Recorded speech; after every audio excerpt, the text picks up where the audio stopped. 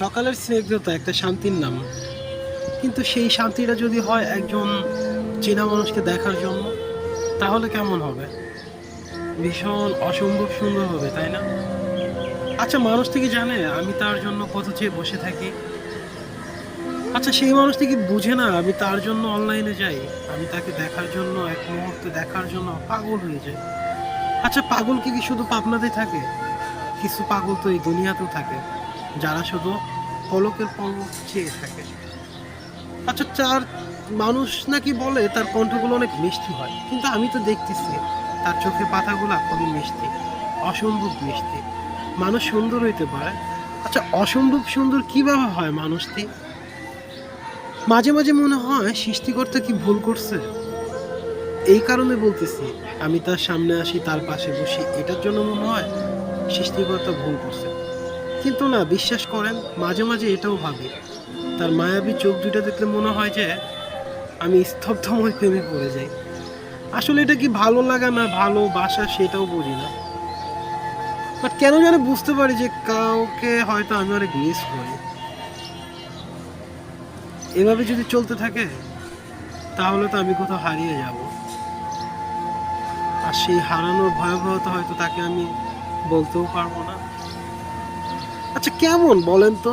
সকালে রোদ হয়, বৃষ্টি হয়, দুপুরে রোদ হয়, বৃষ্টি হয়, সন্ধ্যা হয়, তারপরও মানুষটা তার মতোই থাকে, আর আমি তো আমার মতোই থাকি।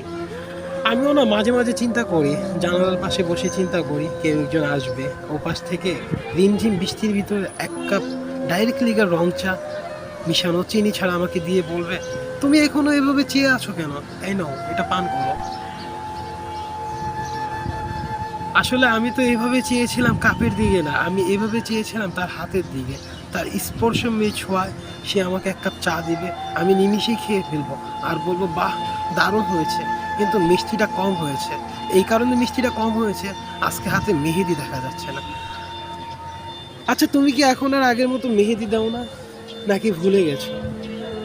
আমি তো দিন দিন ভুলে যাচ্ছি সেই মেহেদি হাতটা, কতদিন দেখি না। আমি দিন দিন ভুলে যাচ্ছি সেই মিষ্টি কণ্ঠটা, কতদিন আমায় বলে না যে তুমি কেমন আছো। আমি কি এভাবে চিরকাল এভাবেই থেকে যাব, শুধু তার দিকে চেয়ে পড়ে রয়ে যাব, আর কি কিছুই করব না? বিশ্বস্ত জিনিসটা জানি কেমন, আনবিলিভেবল হলেও সেটা সত্যি। এই শহরে 180 কোটি মানুষ আছে, তার মধ্যে তার চোখের মায়া পড়ে গেলাম আমি। আশ্চর্য লাগে, তাকে বলতেও পারি না কতটা ভাল লাগে তার চোখ দুইটা। আচ্ছা, তার চোখ দুইটা এমন কেন? সৃষ্টিকর্তা তো অন্যভাবে বানাইতে পারতো। তার চোখের ভিতরে, তার কণ্ঠের ভিতরে যে মায়া আছে, সেই মায়া শুনলে মনে হয় যে আমি আবার আরেকটি বার তোমার প্রেমে পড়তে চাই।